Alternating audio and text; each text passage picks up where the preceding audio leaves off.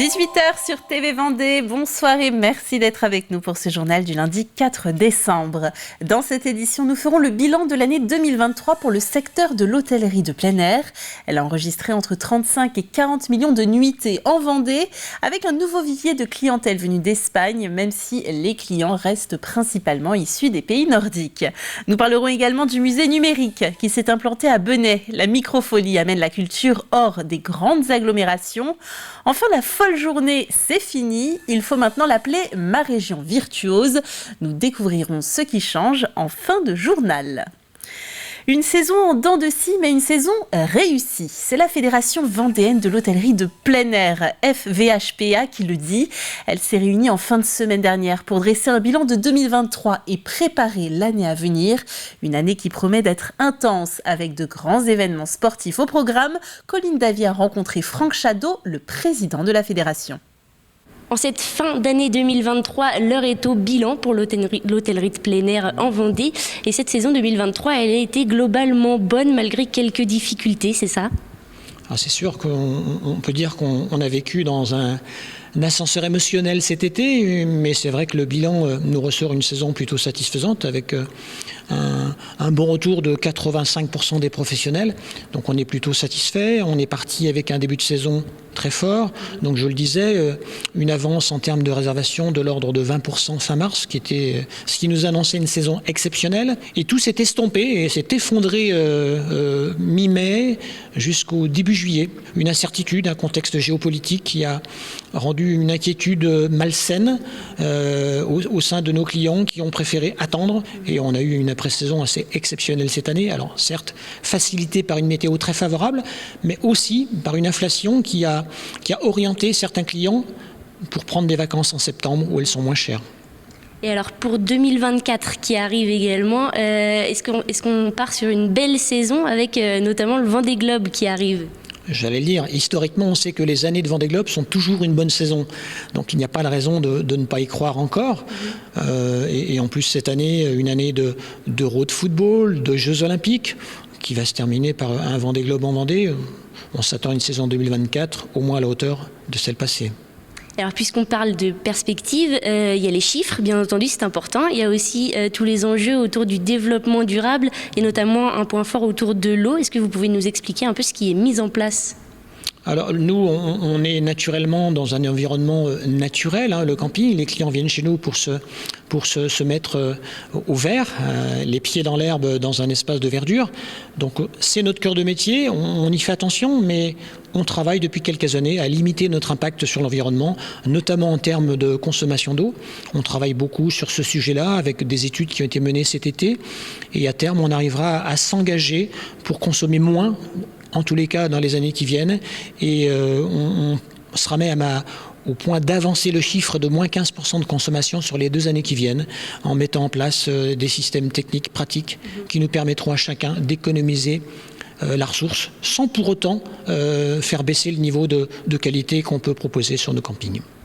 Et si tout le monde s'y met, l'enjeu est de taille puisque la fédération représente 270 établissements en Vendée. Merci Colline.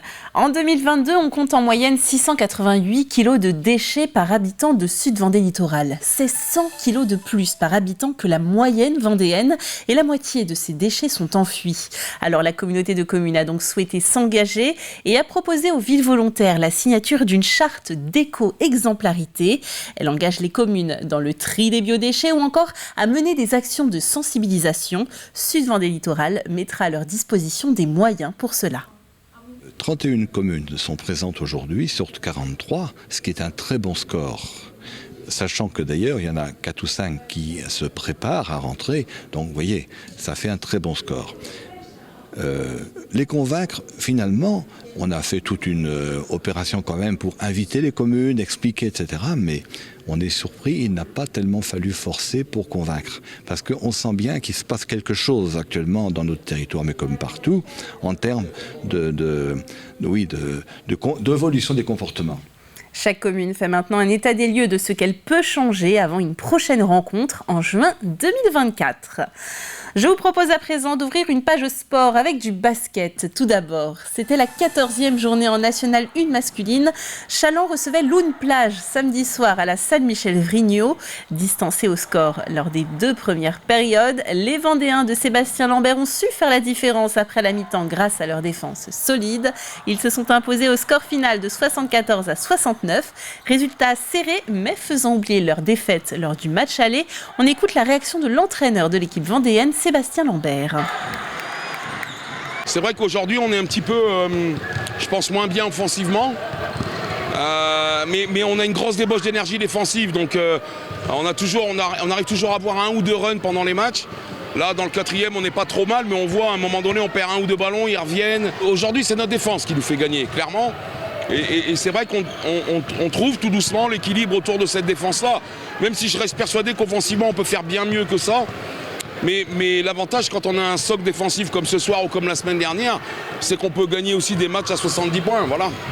Et on poursuit avec du handball. Pour la 12e journée de National 1 masculine, Pouzauges recevait le même soir Livry-Gargan, salle de l'Étoile. Les Vendéens, 13e et dernier au classement, n'ont pas pu s'imposer face à l'équipe de Seine-Saint-Denis, 3e au classement. Et ce, malgré une seconde période plus qualitative, permettant aux Vendéens de rejoindre leur adversaire.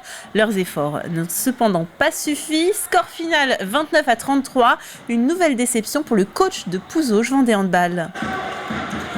Déçu pour encore une fois tout le public qui est venu nous soutenir et malheureusement on n'a pas pu leur offrir la victoire ce soir. Beaucoup de déception une nouvelle fois.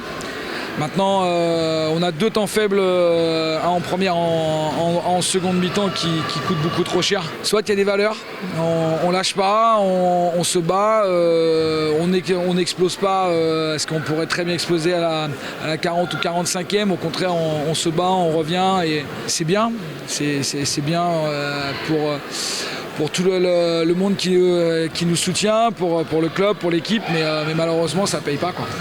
Allez, à présent, une nouveauté pour les habitants du Sud-Vendée. Un musée numérique gratuit. Installé à l'initiative du ministère de la Culture et coordonné par la Villette, les Microfolies ont pour but de lutter contre la fracture numérique et l'éloignement culturel des grandes agglomérations. La commune de Benay, 4600 habitants, en possède désormais un. Le reportage de Grégoire de Châtillon. Il va directement sur la toile, il met lise à côté, ça s'est jamais fait, et il peint lise direct à la touche. Et ça se fait pas. D'utiliser une toile gigantesque. Le radeau de la Méduse, projeté et décrypté pendant 30 minutes. Avec cette présentation, l'œuvre de Géricault n'aura plus de secret pour vous. C'est très bien expliqué, il parlait avec le public et tout, c'était très intéressant. Il nous apprenait comment les tableaux étaient faits, leur grandeur, leurs histoires, et c'est ça que j'ai bien aimé. C'était super, le discours était fluide, on a bien compris, c'était vraiment très intéressant. Pourquoi ce tableau a été créé à cette époque-là, donc au début du 19e siècle? Ce qui va les surprendre, c'est la taille. Là, je peux le montrer en taille à l'échelle 1, ce qu'on ne voit pas dans un livre, donc voir à quel point il est gigantesque, qui fait 7 mètres sur 5. Voilà, et puis après, ce qui va les intéresser surtout, c'est l'histoire. Comment il l'a fait, comment Géricault a décidé de le faire, techniquement, et pourquoi. Quelle est l'histoire de ce radeau? C'est plus qu'intéressant, parce qu'en fait, on n'a pas forcément l'occasion de monter jusqu'à Paris pour voir tous ces tableaux. Et celui-ci, en l'occurrence, l'histoire est quand même assez passionnante, quoi. Le radeau de la Méduse, une œuvre expliquée parmi beaucoup d'autres grâce au concept Microfolie.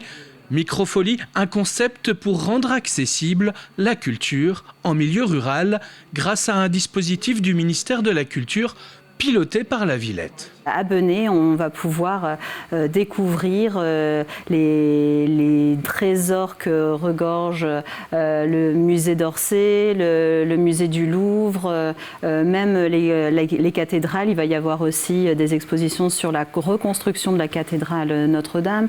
Donc tout ça en étant sur Benay. Benay, 4600 habitants situés à 10 minutes de voiture de la ville de Niort, possède désormais son musée numérique et son Fab Lab, grâce à Microfolie, une plateforme culturelle au service des territoires.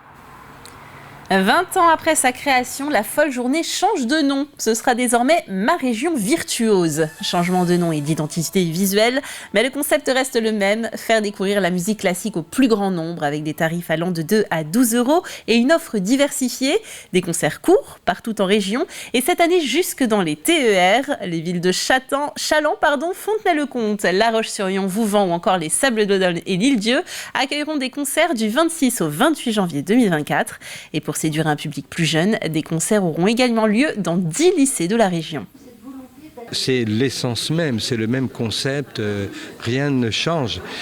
Sinon, peut-être aller vers d'autres publics, d'aller vers les lycées, d'aller vers les lycéens. Il y aura des concerts qui seront organisés dans tous les lycées de la région des Pays de Loire. Et puis aussi d'avoir des politiques tarifaires pour accueillir les familles. Enfin, il y a une vraie volonté que la musique s'installe encore plus dans la région des Pays de Loire. Ça y est, la période des marchés de Noël a officiellement été lancée et c'est un carton plein pour les sites du département, le château de Tiffauges et l'abbaye de Maizet qui ont fait le plein tout le week-end avec une nouvelle fois des fréquentations records. Ils seront à nouveau ouverts le week-end prochain.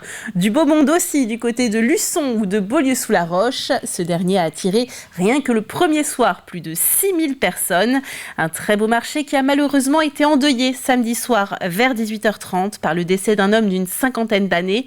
Membre d'un groupe de danse sur échasse, il s'est effondré en pleine représentation, terrassé par un arrêt cardio-respiratoire.